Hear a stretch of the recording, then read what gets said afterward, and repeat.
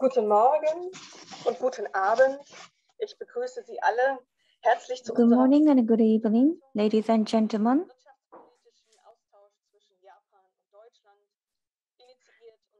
Thank you very much for attending KAS, a German-Japanese economic policy exchange.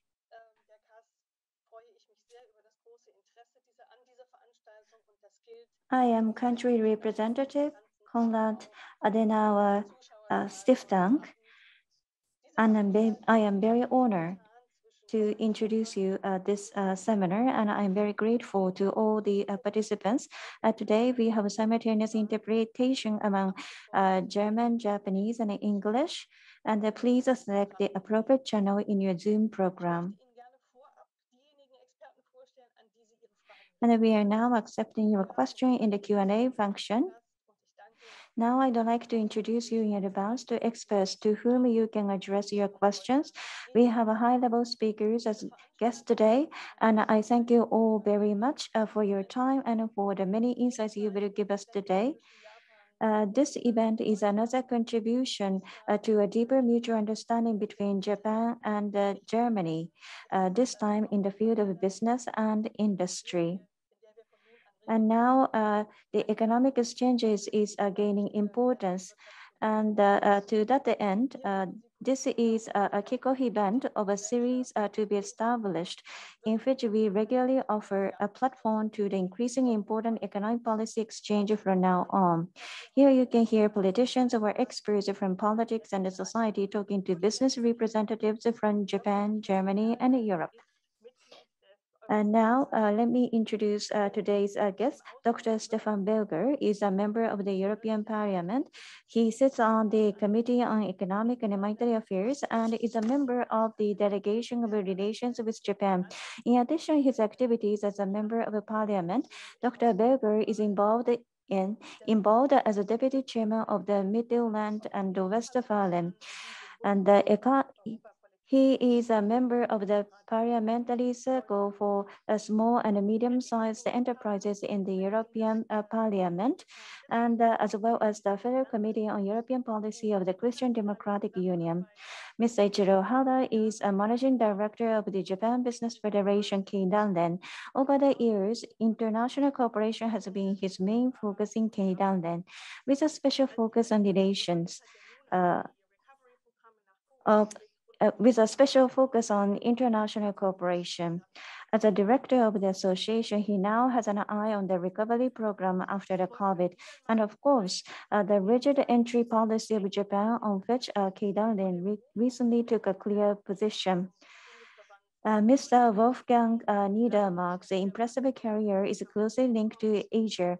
Prior to his appointment as a member of the executive board of the Federation of German Industries, Mr. Niedermark headed the Chamber of Foreign Trade in Hong Kong, position at BUS. The South Korean Chamber of Foreign Trade are also part of this. In Germany, BDI is very similar to Keidanren, the compass for strategic economic issues, resilience of supply chains, dealing with autocracies, departure for a climate future are points that we will also discuss today. Mr. Hiroshi Ishikawa represents the government side in our event today. More precisely, the METI, the Ministry of Economy and Industry. He chairs the Department of Industry and Economic Policy and has been actively involved in shaping the structure and fiscal policy of the ministry in leading position for over 20 years. He is currently responsible for a new project of the ministry, which deals with the strategic question of future industrial development. And Mr. Martin Schulz has successfully taken over the moderation for us today. As a chief economist at Fujitsu, Japan's largest IT service provider, he has been focusing on innovation and technological development in Japan for 20 years, always with a comparative view of Europe, Fujitsu's largest market. Mr. Martin Schulz has been a permanent intellectual figure in Japan for over 30 years, and no one can classify the economic policy trend as well as he can. And many thanks to all of you for taking the time today to discuss with us the upheavals caused by COVID and necessary measures. As an immediate effect of some measures, we must also talk about migration policy, which creates competitive disadvantages and possibly also damages Japan's soft power. However, today we will also discuss the challenges of our two economies that unite us. And in connection with this, the need for a joint action in the face of geopolitical changes, which have been shown to be of great concern to each of our speakers. Now I'd like to hand over to Mr. Martin Schulz. And today we have received various questions in advance, and by incorporating those questions, Mr. Martin Schulz will lead the event.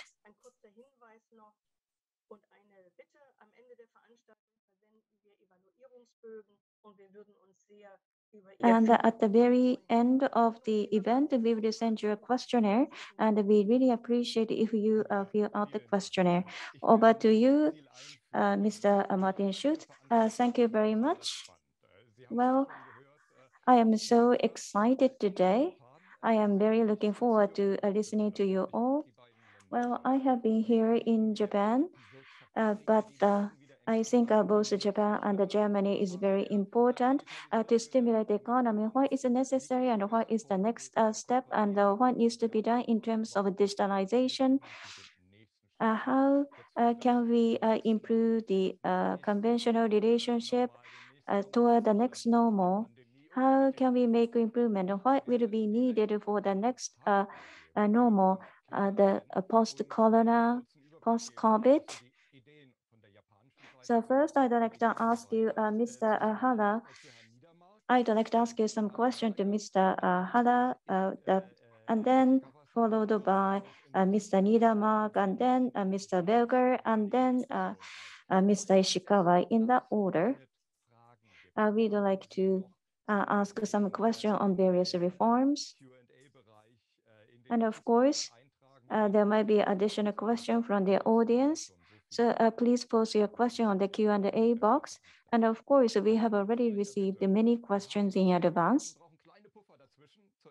And my request to speaker is that please limit your remarks within 10 minutes or if possible 8 minutes. Otherwise, I will start to be very nervous, so I may stop you sometimes. So over to you, Mr. Hara. So sorry. I am Hara from the Keidanren, Japan Business Federation, and thank you very much for your kind introduction. It seems that my reputation is spreading, but in the second half of today's seminar is the various themes and various questions have been received. Rather than sticking to the particular position of Keidanren, I'd like to express myself freely, and we would like to receive your feedback and criticism. Today's title for the seminar is the lesson from the COVID-19, and also in the short term of what we should do. I think that is the biggest theme for today's seminar. Well, talking about the seminar from the COVID-19, and let me start with my feeling or my lessons. I think this is applicable to you, and the various things that have happened due to COVID-19, and the pandemic is still ongoing. And here in Japan, although it is soft, however, under some restrictions, the economic activities has been operated, and rather than we are able to find something new due to pandemic, but conventional or existing issues of Japan have come to the fore as a result of pandemic. That is my honest feeling. Well, starting with good points, well, in Japan, the response at the front line is very strong. So back in 1995, a Kobe earthquake, in 2011 in the Tohoku great earthquake, and that is also what we feel that in the face of the natural disaster, and we have the experiences of responding to those crises at the front line. So I think once again, we realize that our ability to respond at the front line is very strong. So, based upon scientific grounds and strategy should have been established. I think that would be the area that we could make a more improvement. So if policy was as such, and Japan could have controlled this COVID crisis better. That's my impression. So as it was mentioned earlier, and the border control is also relevant to this. And so compared to other countries, for instance, COVID measures differ country to country. And so how recovery will be made in a country will differ as well. But as of today, what I feel is that the resiliency of Japan or the power of recovery here in Japan compared to other countries is a bit weaker. And 2020, the second quarter, well, it picked up a little bit. However, after that, it has been stagnant here in Japan. Starting from the second half of last year, and there's a problem like supply chain disruptions and parts procurements and raw materials price increase. Those are the risk factors. So the stagnant situation is continuing. So we start to see some recovery now, but compared to other countries, IMF forecast of last year, and the 1.6% is the real growth rate of GDP, 3.3% this year. 2023, 1.8%. That is a forecast made by the IMF for the real term GDP growth. So compared to other advanced countries, I think it's a bit weaker. So 1990, the burst of the bubble, the lost decade or the lost 2 decades has been dubbed. But most recently, we are talking about the lost 3 decades instead of 2. 1990s, especially. And so the real term GDP per person was above German. But 1990 compared to that year, GDP per person, Germany is much better than Japan now. And so the COVID's impact to the Japanese economy, as I share with you the figures, well, supply chain disruption is a major issue here. And so we conducted a survey vis-a-vis the Keidanren's member companies. But of course, the COVID is the largest impact, especially the manufacturing sector. Supply chain issue is positioned as the number 2 risk factor. Raw material and parts procurement and the power and the human resources. And also the border control.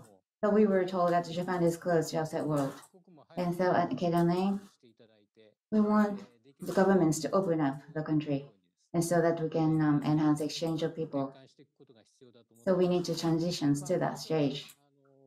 So early on, and so the Japanese companies have difficulties to send their the businessmen to overseas because, well, because 2 weeks isolation period hinders the business activities. Just not that, but when you think about the Japan, attractiveness of Japan has been hindered by that. And exchange students or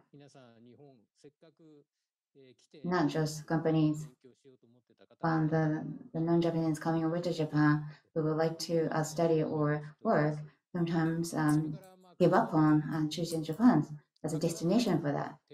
So remote work or teleworking,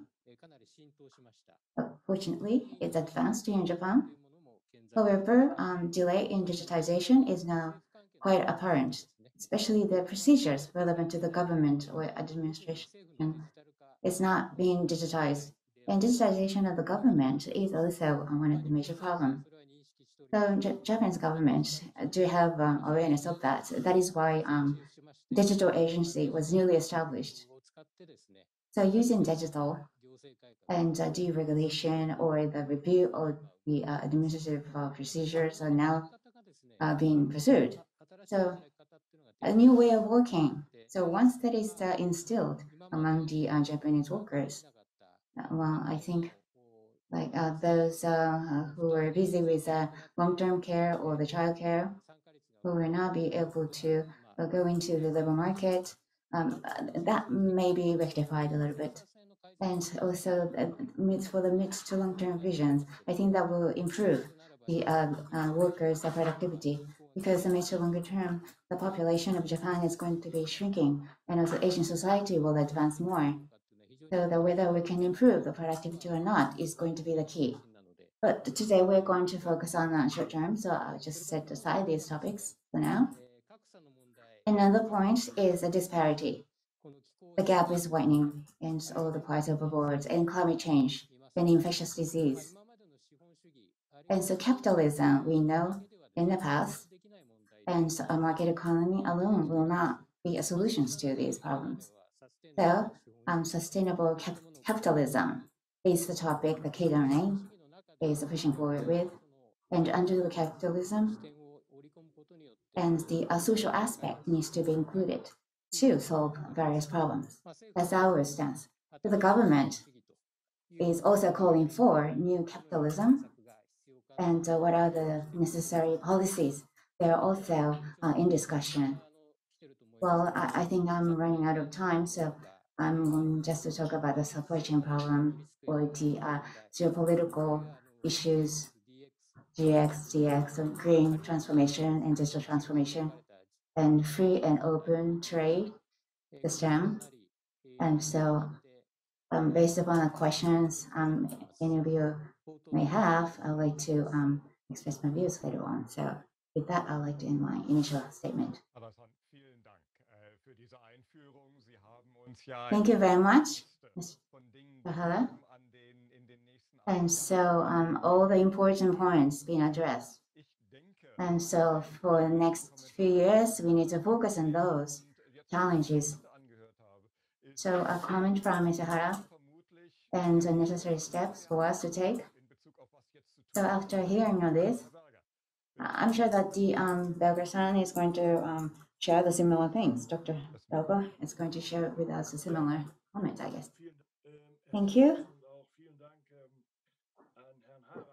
Thank you, Dr. Schultz, and also Mr. Hara. Thank you.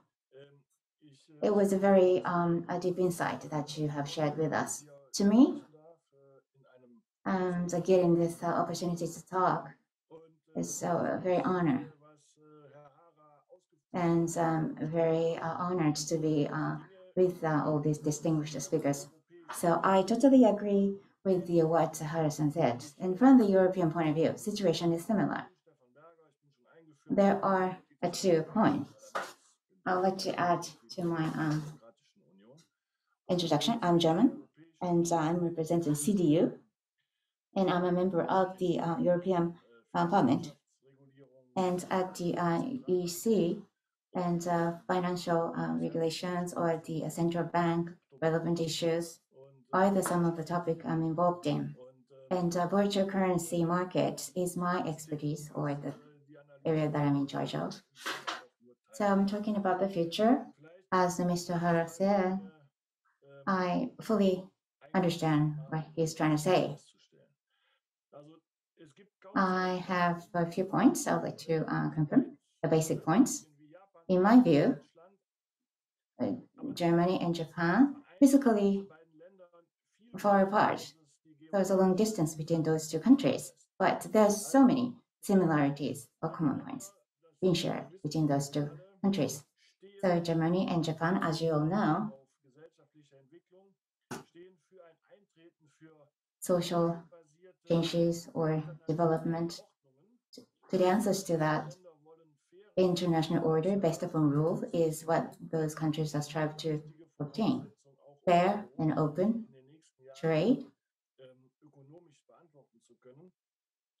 and will be the condition for us to recover from the COVID crisis. And so human rights, democracy, rule of law are common understanding. And in Japan, it may not be common. And among the EU member countries, some countries may not be fully support that idea. Same applies to Asia. So Germany and Japan, based on these principles, they are on the same page. This is very important.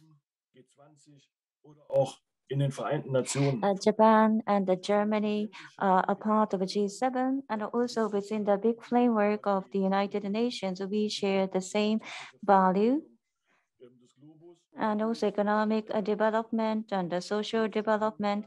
In these aspects, our way of thinking is shared, and that is very critical. I am originally from Rhineland. This is a place where the Düsseldorf is located. So I have some relationship with Japan and the European Commission. I have been a member of the Friendly Parliamentarian Association. As you may be aware, Düsseldorf is a critical place for Japanese businesses, including Fujitsu, Toyota, many Japanese companies, 600 companies are operating here with 10,000 Japanese working there. And my close friend is working for Canon. So over several decades, a Japanese company established a trust in Germany and the European market. And unlike many Asian companies which started to enter into European countries, a Japanese company have established history in Europe. And so for me, the Japan and the Japanese company represents the technology and innovation. And of course, as a rival and the competition are quite fierce. However, for me and also for many Europeans, the Japanese brand is associated with the trust. Japan and Europe forms an important partnership, which is quite obvious between Japan and Europe in the field of service and in other areas. 60 billion euro and 30 billion euro of goods and services trades have been conducted, and 700,000 people or the 700,000 jobs have been created. After this agreement, Japan-European trade agreement was concluded as a result, and between Japan and Europe enjoys the most ambitious trade agreement in the world, eliminating trade tariffs. And currently, Japan and Europe is rebuffing the protectionism, and that is represented here. Fair and high level of standards are the basis for the trade between two regions. The protection of brand and the Paris Agreement. In this way, Japan and Europe shares the same goals. From Japan to Europe, many goods are exported, and have brought about the benefits to Europe. And Japan is a member of other agreement, CPTPP, and Australia, New Zealand, and Canada are also a member of this partnership. And on top of that, Japan is a member of RCEP, which is also joined by China. From the viewpoint of Europe, this is critically seen because the China enjoys the dominant positions. But from the viewpoint of Europe, how to put it, this is not so easy. The bullish stance from China can be seen. Therefore, the agreement and the partnership between Japan and Europe is a role model. And as Mr. Hara pointed out, and that there a follow-up comment between Japan and Germany, we see the similar impacts due to pandemic and the shortage of medical supplies and also delay in the digitalization. That is what we are aware of. And in the West and the in the West, and we are faced with the depopulation issue, just like Japan. It is necessary to accelerate the economy, and one way to do it through digitalization, or we have to pursue the another forms of the growth, and that will require the democratic way that the many people will follow. Well, in some countries, a top-down or centralized recovery is pursued. However, the people will not follow such kind of a direction. So how to move forward in the post-pandemic era? I think there are many things that we can learn from with each other in terms of philosophy to lead the free and the democratic world forward, and then creating a new prospect for the future, or the vision for the future is very critical. However, this is where we are faced with difficulties with a fierce competition. I think this is something you are fully aware of. So finding an answer for the future vision, that is our role. And now we would like to go to Mr. Niedermark. You cannot find a German who is so savvy with Asia, just like Mr. Niedermark. So earlier we talked about agreement and how to accelerate the trade. I hope that you will talk about these topics. Thank you very much, Dr. Schultz. Well, already as the German industry, there are many policies we have supported. Well, the BDI is the German version of the Japanese Keidanren. So from the industry perspective, let me deliver some speech. So between Germany and Japan, there are so many similarities, and this is something we can confirm here.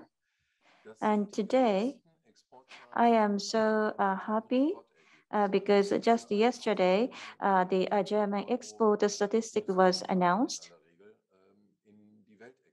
Das ist für einen Industrieverband wie den unsrigen natürlich eine großartige Nachricht.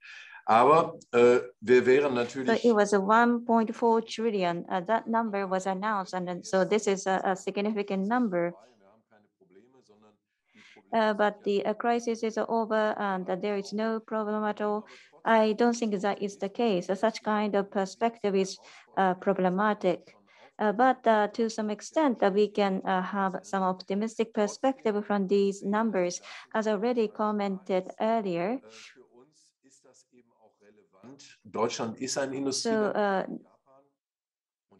To reiterate myself, Germany is enjoying the advanced economy just like Japan, and also we are exported country, and a majority of export is toward Europe, but also export to the United States and other parts of the world. And this year, and the share of the United States was quite high, and on top of that,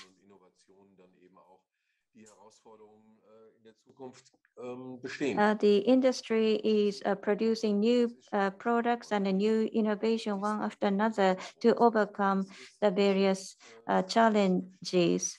Well, now we frequently hear disruptions, and many things are built with a problem, and also there are some political issues, and some actors are getting bigger. And with too much power, and the situation has changed compared to 10 years ago. International order and also order in trade or multilateral trade has started to change. And also sustainability and also climate change has gained importance, and biodiversity and marine protection and preservation is also a big issue. So these are the challenges we are faced with. At the same time, we have to address these challenges as quickly as possible. And on top of that, human rights and the social issues are also another challenges we are faced with. And what kind of a society are we going to drive? That is very critical. Society 5.0 of Japan is very important, which gives us various hints. So under such environment, this pandemic is like a serve as a catalyst, so highlighting the various issues. Of course, the strategies have been drawn up, but even without COVID, there were some issues that we need to address beforehand, but that accelerated due to the COVID pandemic. Now we are facing with such a great challenges. There are many others: energy price, raw material price are some of the examples. So developed countries, if we were to capitalize on our strengths as industrialized nations, we need to think about what needs to happen. Of course, there are many problems, and where we could capitalize on our strength. The third countries is one, and this is G7 is the big fora, and all the topics taken up by this fora was very important. The gateway, there is a keywords like that, but Japan is Southeast Asia and India, and Japan do have interest in those regions, but going forward, and Africa is also the region we believe that there are great opportunities. And so from the European point of view, we want to place our focus on there. And we work together with France and still focus on African regions as well. And rebuilding supply chain is the major issue nowadays. And because of the upheavals we are facing at the moment, we need to do that. Like a reshoring coming back to the Europe is some voice. It may not be that case, but the nearshoring could be an option.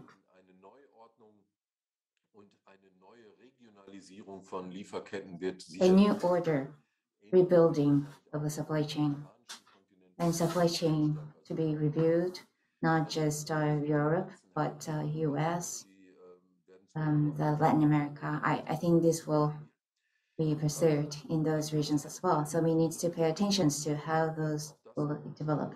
We want to play our role, of course. And so for that, level playing field is what we need. In Europe, we need to enhance our roles and also resilience. And European point of view is another point. Here in Europe, IPI, for instance, and international procurement.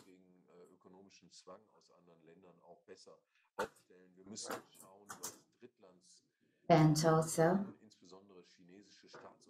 well, Europe has to take measures to prevent any pressures coming from outside.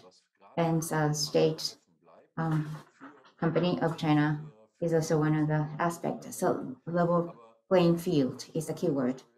I think this will be important for Japan and Korea as well. We need to abide by rules. I'm not going to name particular country, but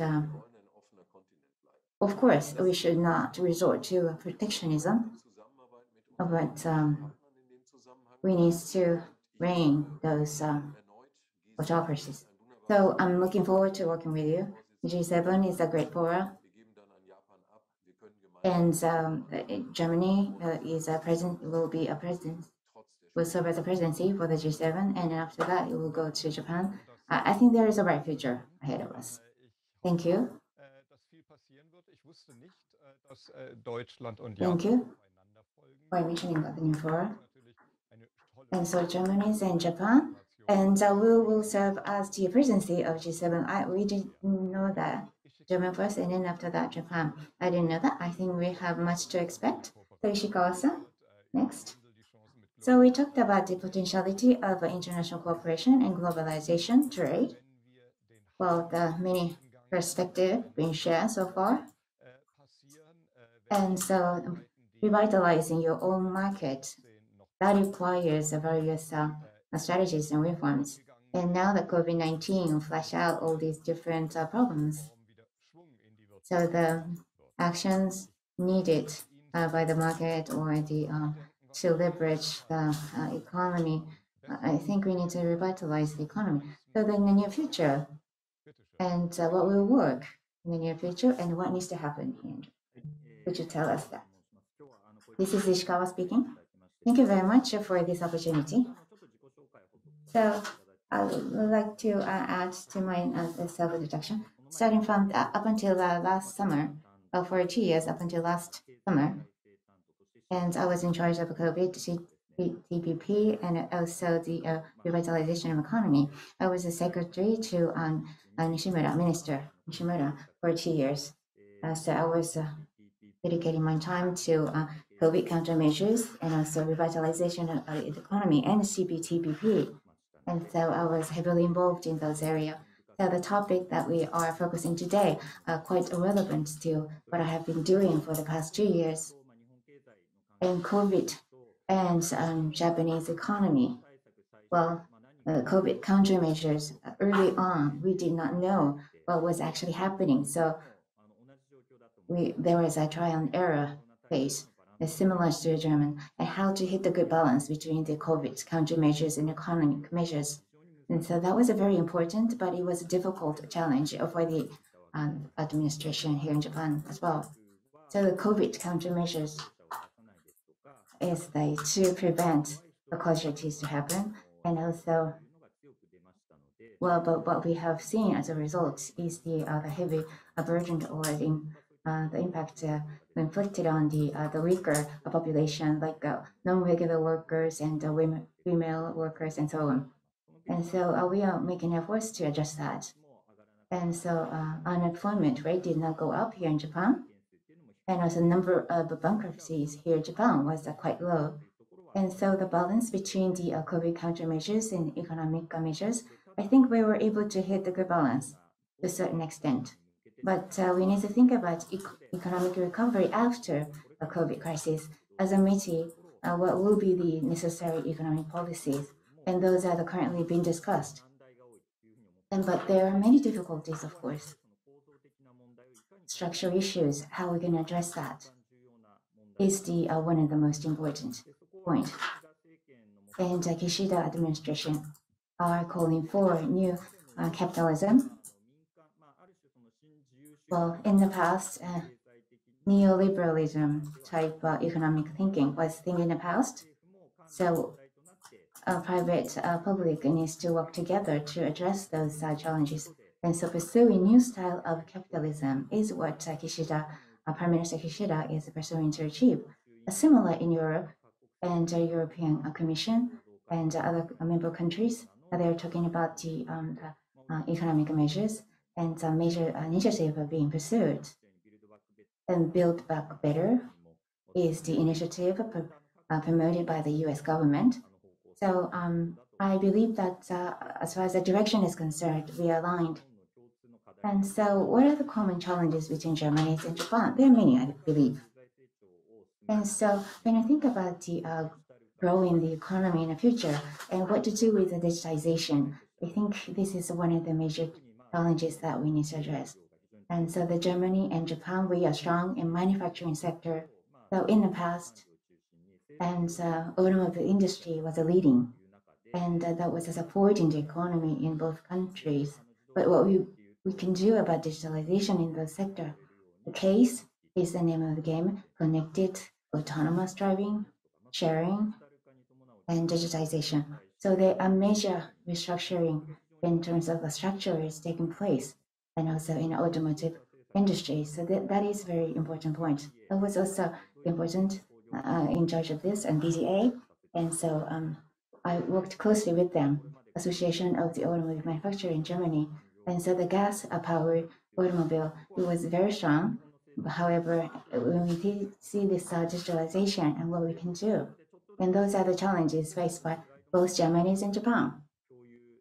I'd like to share my slide with you to talk about the current state.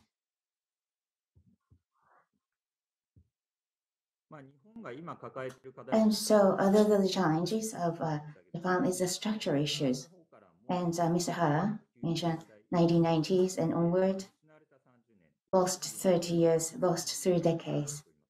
He talked about those challenges. As you can see from here, supply side of the economies is shown, potential growth are shown here. Well, under the Abe administration, the Abenomics was formulated. The fiscal and monetary policy were implemented aggressively. However, it was not enough to boost the potential economic growth. So that is the remaining challenges. On the left-hand side, why is it that the potential growth was not going up? TFP, total factor productivity, it is on the decline. It means that the innovation and the productivity is on the decline. And how can we revive the innovation and the productivity?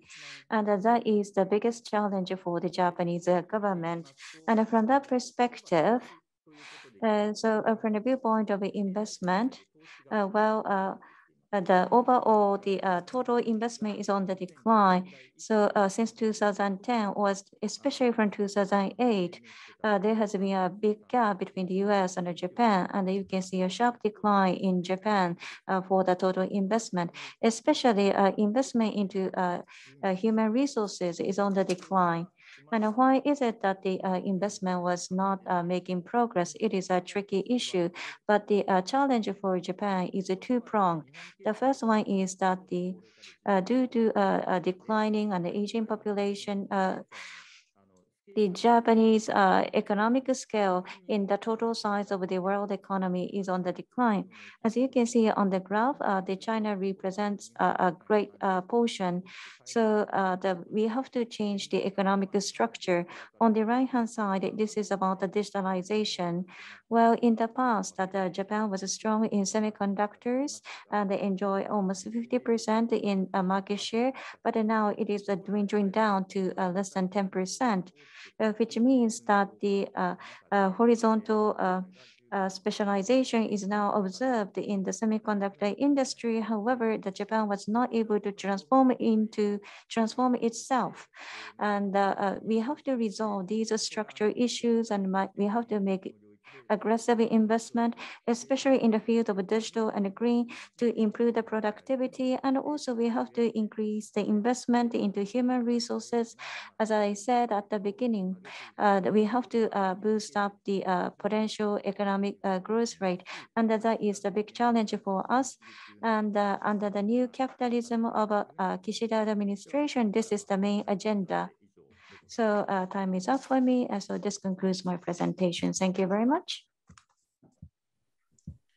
Wunderbar. Ishikawa-san, vielen Dank. It was excellent, Mr. Ishikawa. Thank you very much.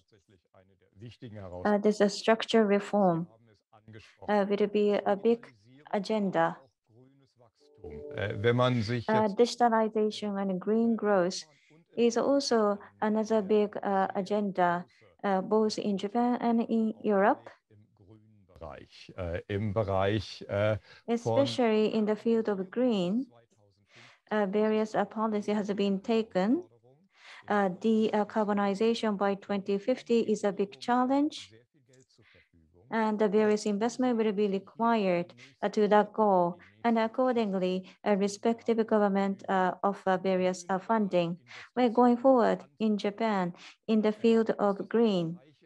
Mit Deutschland möglicherweise kooperieren kann aus Ihrer Sicht?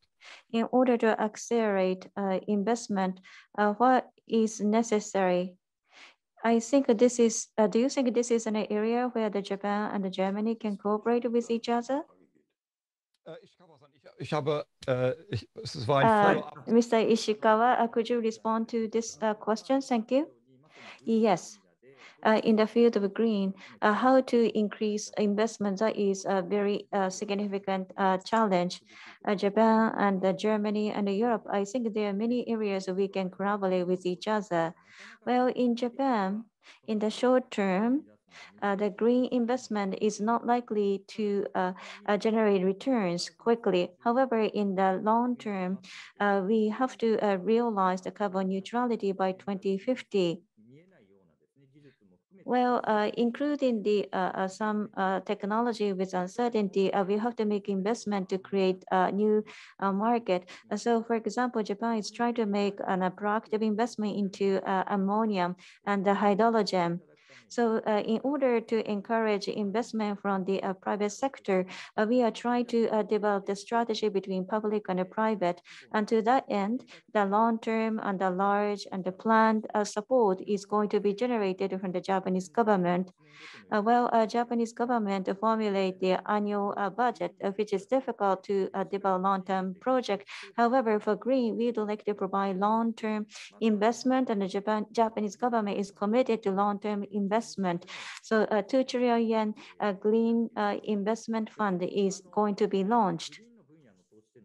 So investment into green cannot be materialized only by Japan. So we have to have a thorough collaboration with Europe.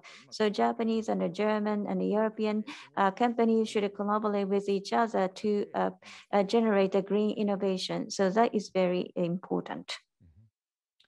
Großartig. Hier also vor allen Dingen jetzt langfristige Potenziale. Thank you very much. Long-term potential, yes, that is important. When we think about this kind of a program, it might be difficult to have a sense of urgency, but I fully understand that the long-term perspective is important. Dr. Berger, Green Deal related projects have been already implemented in Europe. Hier sind Projekte schon in Gang. Die Bewerbung recovery projects and the program have been already ongoing. Grüne Investitionen, grüne and many focus is placed on digitalization, but in Europe, green investment is also widely discussed. In the talking about the immediate impact, what is your view on that? Ishikawa ist da ja auf der japanischen Seite langfristig optimistisch. Do you think that what kind of opportunity will be available for Japanese company to take part in now that the Ishikawa-san talk about long-term perspective, but what is your view on the short term? Thank you very much for your question. Well, EU has 2 strategies. Well, this is an answer to COVID-19 and the climate changes. The first one is Next Generation EU program. 750 billion euro investment is expected. In the past, we have never seen such a scale.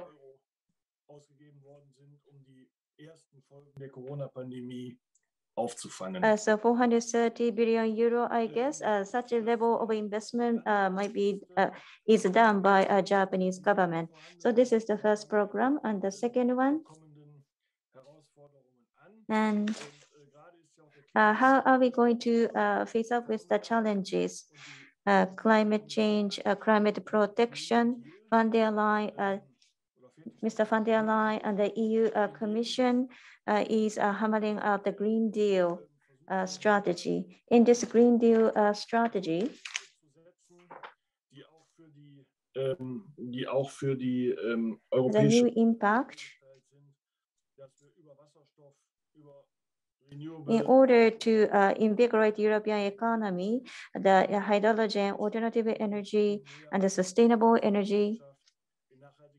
And on top of that, the circular economy, the promotion of digitalization, the traffic issues through all these areas. We are trying to bring about a new order to economy to achieve the sustainable economic growth.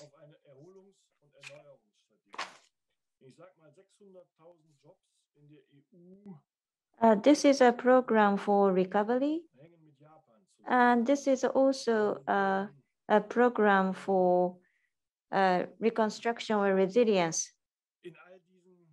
Well, in Europe, 600,000 people are employed associated with Japan. And of course, this 600,000 job is associated with investment from Japan. If 750 million euro is invested for the resiliency and the recovery, and then what should be the focus of the investment? That, of course, the focus will be placed on the traffic issues and the green investment, digitalization.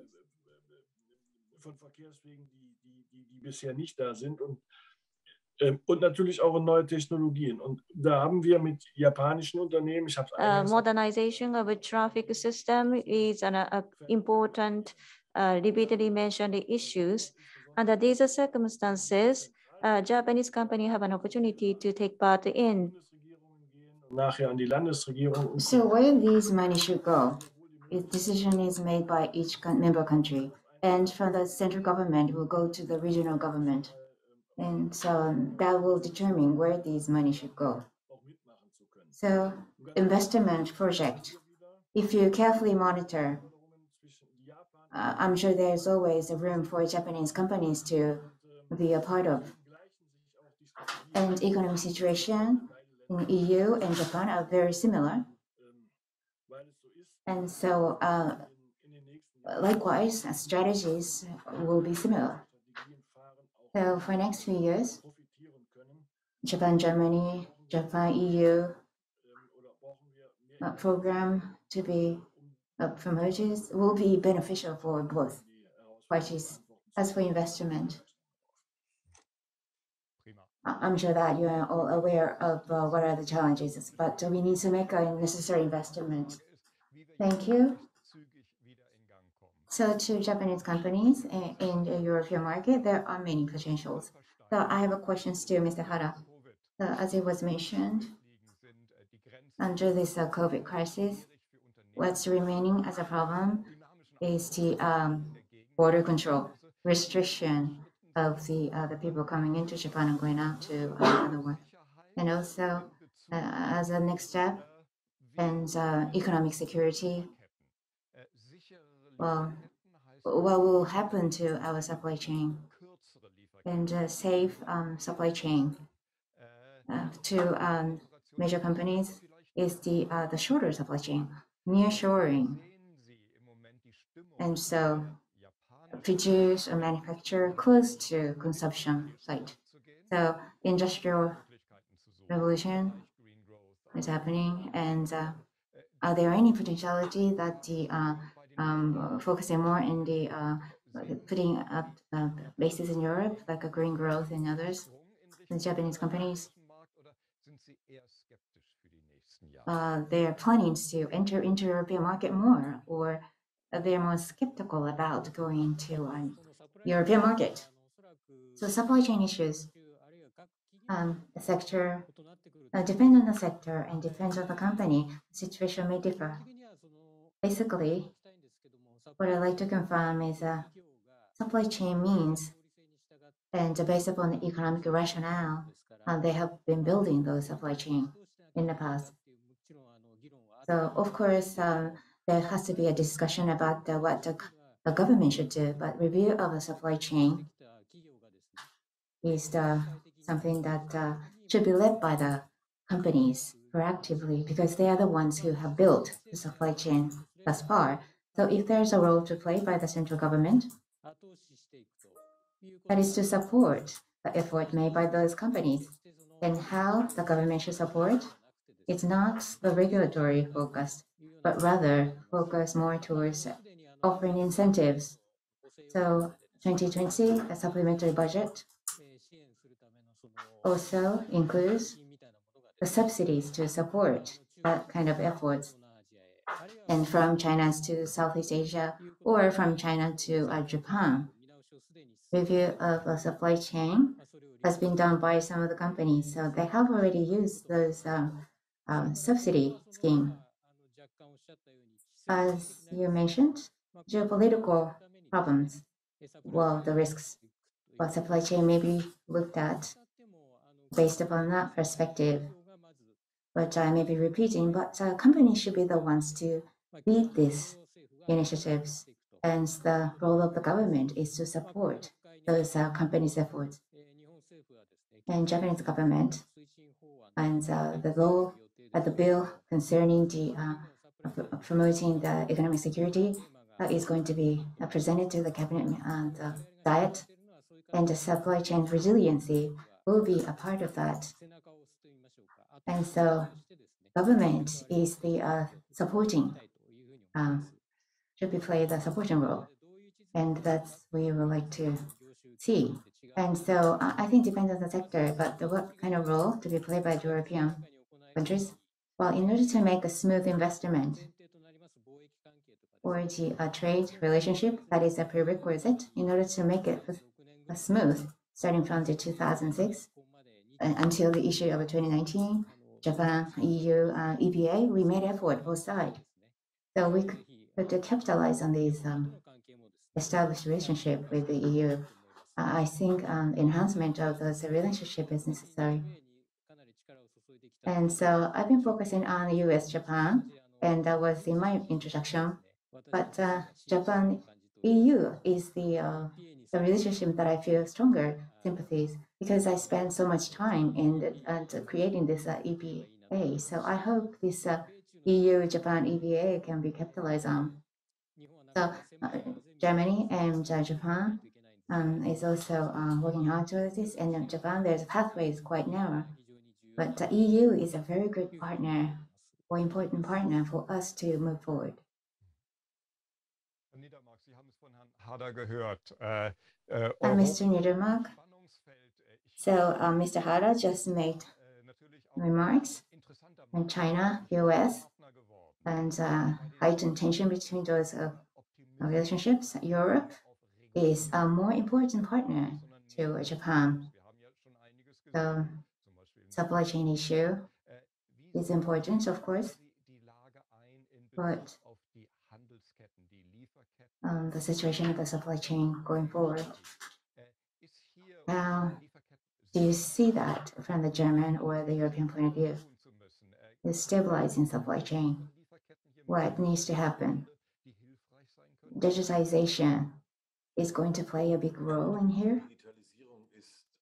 Of course, yes. Digitalization, even without those issues, relevant to lifestyle, our lifestyles, and the level of importance is going up. So we need to catch up, cannot be left behind, and there are major changes taking place, relevant to all economic activities.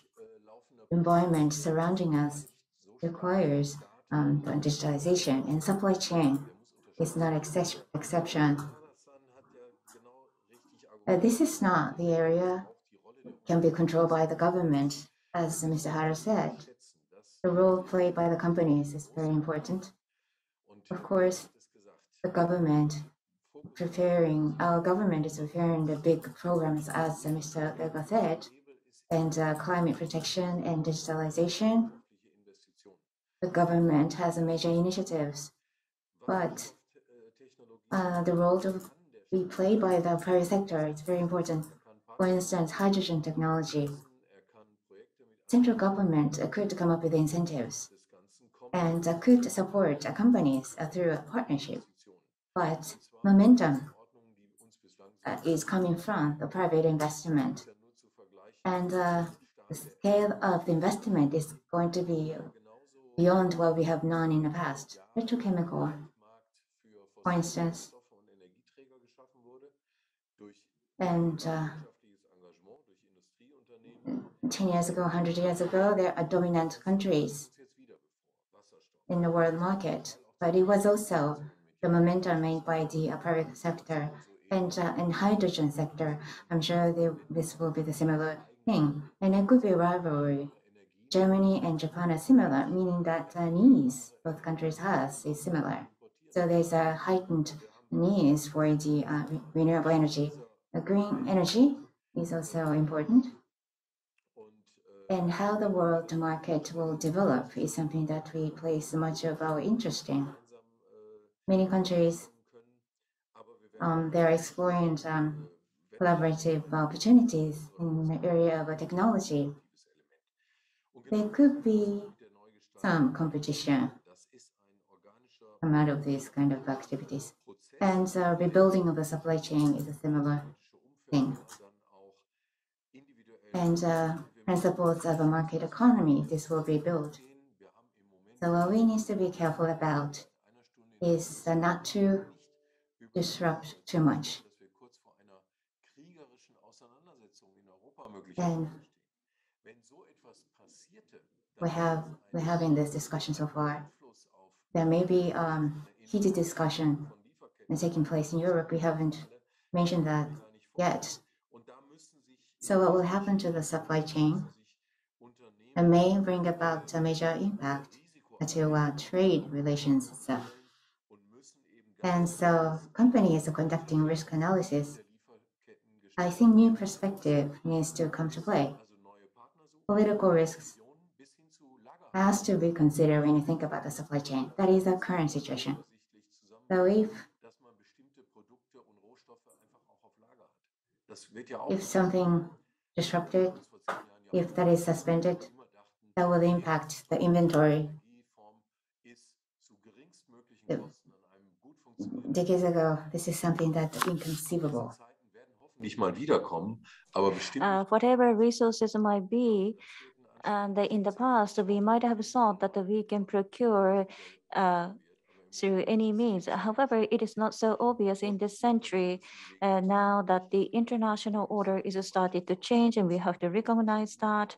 And also, the corporations has to find their own way of a solution. And if they are fully dependent on the government, there is no a solution for them. Mr. Ishikawa, we would like to turn to the government, and we are talking about the various issues like digitalization, and also in Japan. I think that Japan is focusing on the digital government. Through digitalization of government, you can promote the economic activity furthermore. And also, there will be more emphasis on semiconductors. Well, some decades ago, Japan was leading the world in semiconductor field. However, there was some shift. Although the machine is produced here, but the TSMC is trying to produce the semiconductors in Kyushu. But do you see some potential through digitalization and digitalization? Do you think you can draw out the strengths of Japan, and especially in the field of semiconductor? And I think this is a quite interesting theme for Europe. Thank you very much. Well, our understanding is that Japan is behind in terms of digitalization. That is our stance to address the issue under the COVID-19. When we try to disperse the benefits in relation to COVID-19 quickly, all the various systems should be developed in an efficient manner. And we have a reflection that we are not so successful in digitalization. That is why digitalization of the government or digital government have been promoted by establishing a new digitalization agency. So this is must have. So we are putting all the resources to promote digitalization. When it comes to the overall Japanese economy, we have a strong sense that the digitalization is the area we are behind. Well, semiconductor was our strength. However, we see a decline in our competitive edge. So as a Japanese government, this is a rare response, but in a large manner, in Kyushu of Japan, Japanese government providing some support to develop the production facility.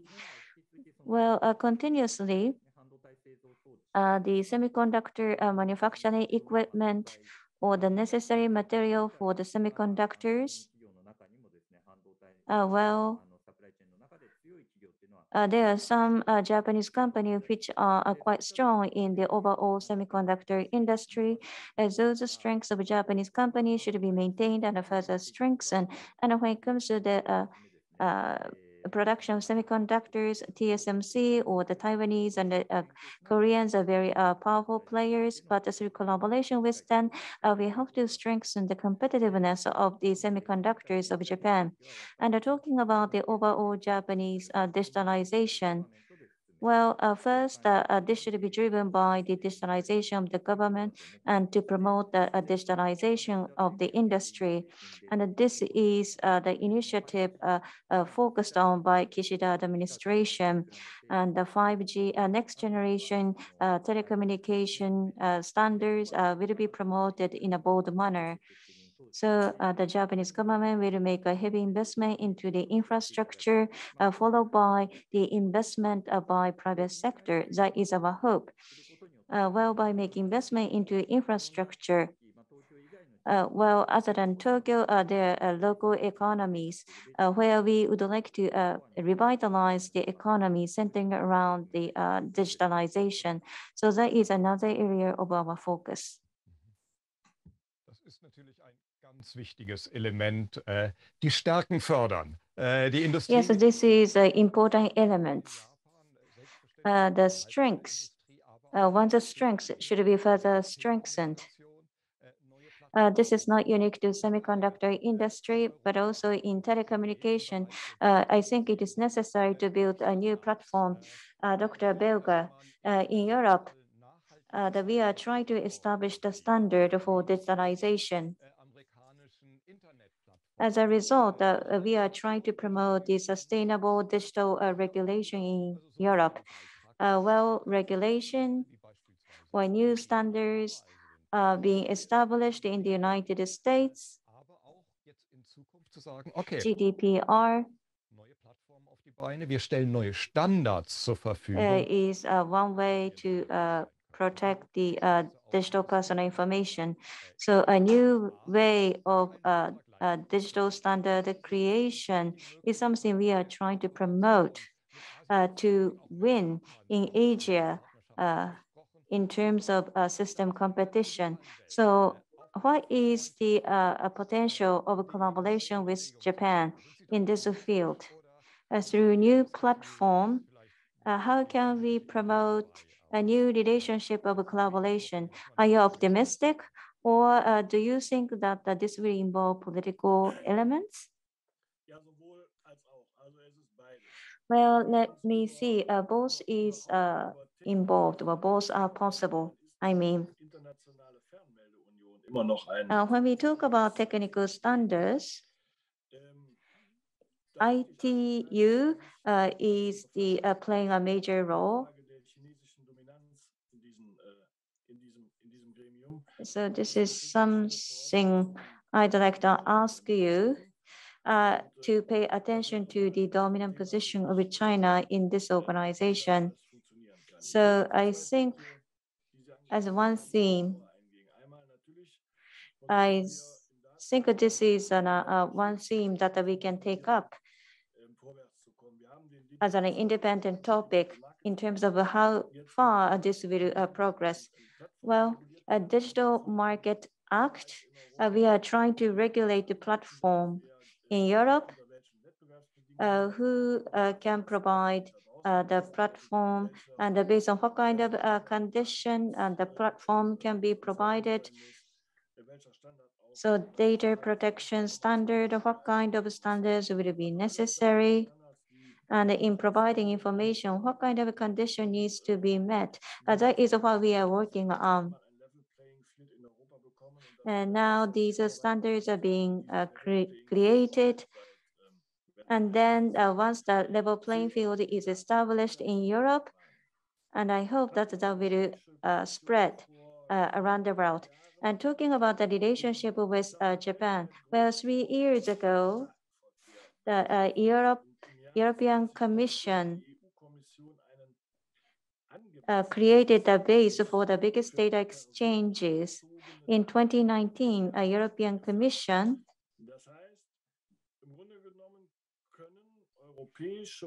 concluded the standards with Japan on privacy information.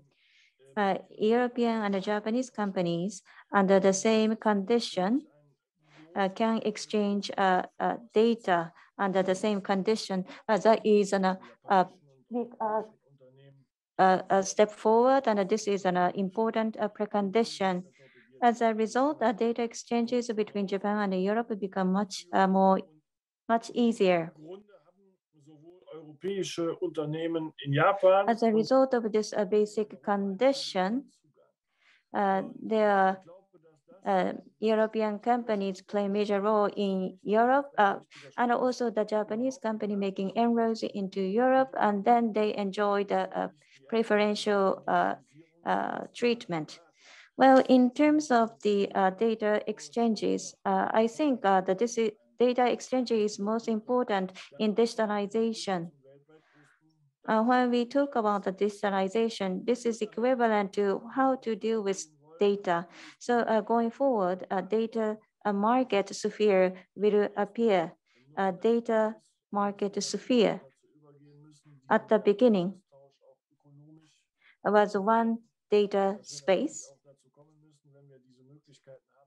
How to make it economically valuable, that is important based on data. So creating new products and services.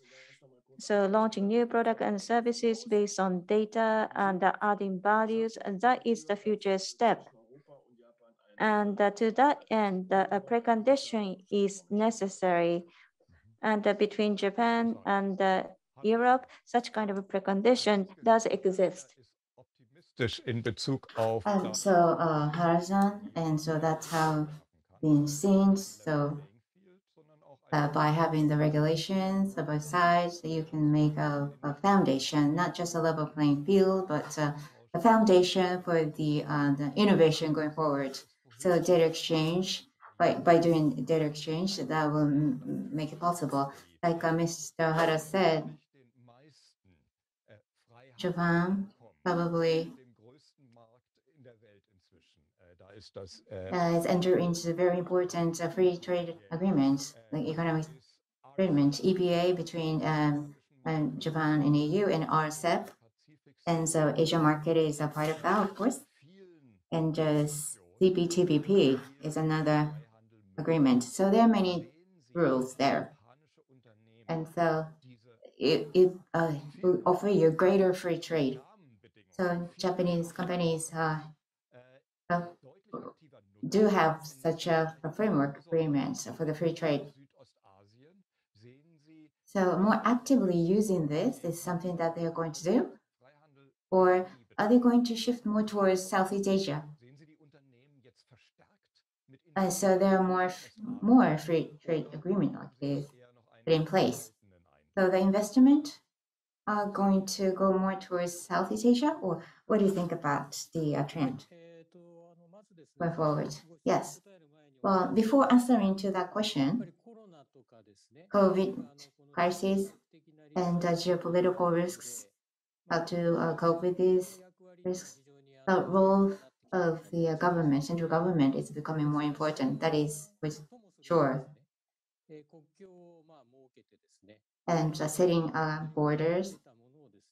And although we were going towards a globalization, but going backward and hoarding everything inside the country, and that's many tends to think that way. But I don't think that is the right direction, especially the country like Japan, where the population is shrinking for sure.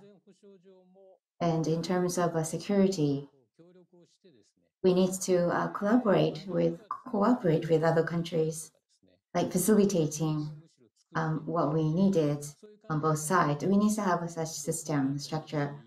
So Japan, EU, EPA, CPTPP, RCEP, those needs to be utilized more in a sense. So these are the important diplomatic assets to Japan. So we must utilize them. So RCEP, for the time being, well, the India was a member, but they just withdraw. So how we can encourage to come back? And CPTPP, US was the original member, but now no longer the case. So we need to encourage them to come back. That's another difficult one. CPTPP, UK is also showing their interest.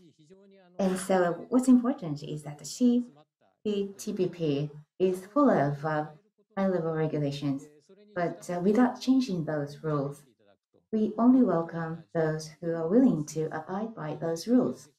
So the UK, and so without changing existing rules, I hope they can be a member of CPTPP. We do have an EPA between UK and Japan, so I'm very optimistic about that. As for the RCEP, well, China is a member, so someone said that there's a question mark on this, but geopolitical risks is there, of course, but this is a separate issue. So security issues are apparent. That's why we need to restrict all that trade. That's not the case. Well, if there's any security risks, we can narrow down and define the scope and apply strict rules so that the technology will not leak. But apart from those areas, we can be freely trade. And Japan, whether we are going to only focus on Asia market, well, Indo-Pacific strategy framework, free and open Indo-Pacific is the concept that we have. Indo-Pacific, when you hear that, you may think that it's very narrow. And Asia or Pacific centering around India, you may think that way. But Indian Ocean and Pacific Ocean, in the west end of the Indian Ocean is Africa. And the east end of the Pacific Ocean is Latin America. So we don't have solid FTA in this area. So there's a white space for FTA. And as for Africa, January 1st of this year, AFCFTA, Africa, this is to cover African continent. And operation of this FTA is now operational. So full-scale FTA to cover the African continent may take time, but this is valuable in the near future. With that in mind, so investment agreements, FTA, vis-a-vis the African country is something that Japan is looking forward to conclude. Latin America, Mercosur, FTA, well, there's a political agreement already put in place. Ratification has not been done yet, but Mercosur is very important for Japan. And the economic security viewpoint, food, resources, and materials like feed, animal feed. Well, we import those from Brazil. So this is a very important partner for the security point of view. So we want to start the negotiation to conclude EPA vis-a-vis those countries as soon as possible. So the Japanese government is also working hard towards this. So Asia is a very important region for us. But of course, we are not satisfied just with the Asian region. We want to establish good relationship with the other partners. We would like to have a wider scope in mind. Herr Niedermark, Sie hatten ja schon angesprochen gehabt. So, as a Niedermark, you have already said, talked about risks, and that may lead to conflict. And from the Japanese point of view, China-US relationship is the sum of the worry, and Europe, Ukraine, and Russia, those tension is worrying. Like Mr. Hara said, who's going to work with who going to be important. It talks about the Africa and Southeast Asia was also mentioned. Well, Japan plays a major role in Southeast Asia, and Germany is also going to be looking at Africa more. So the role of the third country, how do you see that? And so industry of both countries, where would be the third country both countries can collaborate or cooperate with? I maybe counter argue. Germany is now well positioned when it comes to Africa.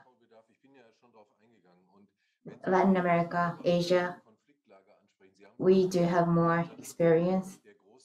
Well, there are global confrontation. The US and China, there's a clear confrontation. But all in all, this is a system competition. It's a major competition. Free, equal, democratic society there, and there's autocracy market for a world in the other end. And so there are some countries, autocracy countries in Middle East, and also maybe Cuba could be one. So there are competition in existence in such countries, and the role played by the China needs to be considered when we cope with different situations. So China to Japan is a neighbor country, and also a partner, and also the competitor. And so South Korea is playing a major part, and there's India. So there are many important economic partners for Germany. And we would like to optimize all these opportunities. We would like to have a global perspective. We don't want to lose that perspective. China, South Korea, Japan, within the Asian region, they're already playing major roles. And from the European point of view, because of the distance, and Africa is a continent that we need to pay more attention to, as Hara-san said. And Indo-Pacific may sound narrow in scope, but if you look at the ocean, where the world is surrounded by the ocean, and we see it as a large. So Indo-Pacific Ocean is a large to us. So there will be many polars. Wir wollen als Europa natürlich mit den Amerikanern zusammenarbeiten. Well, as a junior partner, we are not trying to hang below the United States, and of course, collaboration is necessary. But in the global competition, in order for Germany to maintain its position, we have to think of what needs to be done, and also we have to think the sustainability.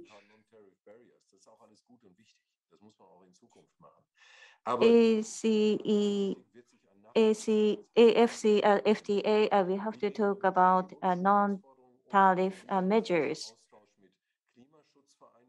How we think about the environment and how to strike a balance with the climate change, investment, and the trade. In this field, the human rights and the social aspect should not be overlooked. So to understand all of this is very important. Corporations, enterprises do understand that, and the financial markets should understand this, and also the public should understand this. Going forward, the no money will be flowing into the area without sustainability. Next generation EU will be conscious of the sustainability.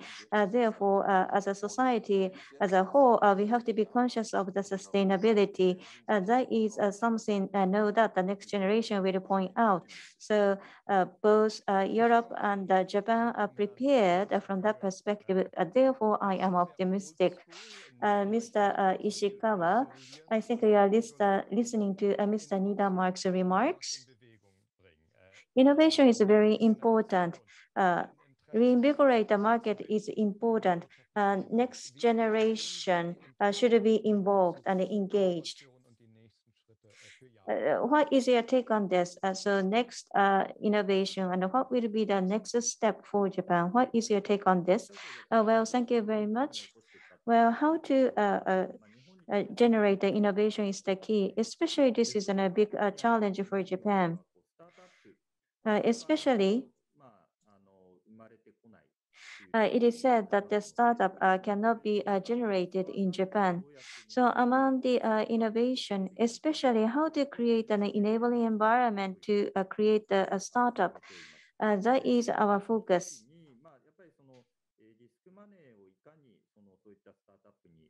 How to make sure that those risk money will be allocated to startup companies. And on top of that, the fluidity of the human resources was quite low in the Japanese market.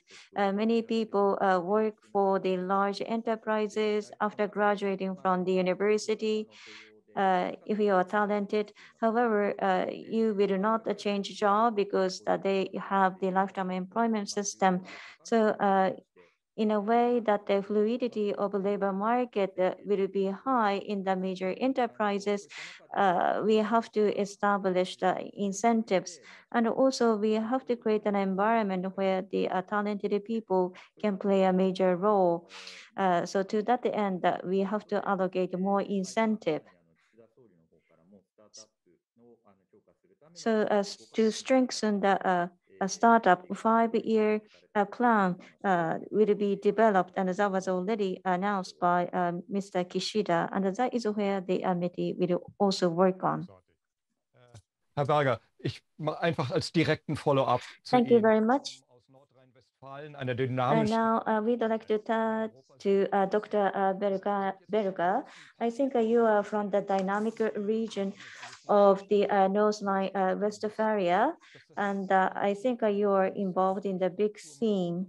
Bei den großen Unternehmen, sondern auch bei den dynamischen kleineren Unternehmen, bei den Start-ups, jetzt vieles in So do you have any concern that the infrastructure is only tilted toward the major corporation and not toward the SME? So government's investment program should provide benefits to everyone. But I think that the startup is a little bit different. Let me complement a little bit. Dieser Welt haben wir Staaten. I would like to echo Mr. Niedermark. Die meisten europäischen Staaten dabei und Japan auch haben Staaten. A majority of European countries and also Japan have the free way of thinking. People can develop themselves with a free way of thinking. Those free countries model should be demonstrated compared to Russia and the African countries. We have to demonstrate that these model can provide the new model. The Europe's CHIPS Act was enacted. 40 billion euro or more of fund will be allocated for the development of semiconductors. And if possible, we would like to collaborate with the Japanese companies.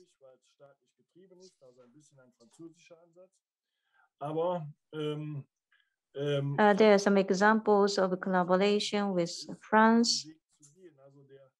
And I think this is where we can enjoy big impact. So CHIPS Act, could you please take a look at the CHIPS Act, both in Europe and in Japan? No doubt that this act will move us forward. I think this will be joined by SMEs. And if you can leverage the sustainability here, that will lead to a new way of leadership. So new money or the funding is provided here, and Japan and Germany should invest in this field. and the large enterprises and also startups over the next few years will be able to enjoy a new progress. Thank you very much. Thank you very much. Free and that money for chip is provided and the startup is able to receive support. And so I think we can see a bright light ahead of us. So I think we are nearing toward the end, Ms. Brower. Well, as mentioned at the very beginning, please fill out the questionnaire so that we can improve our session. So is there anything you would like to express before we close? So this was a very informative and insightful session, which makes me very optimistic. I think we have received various insight on the international collaboration. Thank you very much. Any final comment from Ms. Blower? Yes, thank you very much indeed thank you very much indeed to giving me the optimistic feeling. So Japanese partners and the Keidanren and the BDI and the METI and also the European Parliament, and we would like to have a close collaboration going forward. And Dr. Schultz, thank you very much for a great moderation. We would like to continue this kind of series, and thank you very much indeed for your participation, Mr. Ishikawa, Mr. Hara, and Mr. Niedermark and Dr. Berger. Thank you very much indeed for your insightful talks, and we would like to keep our relationship going forward. And thank you very much.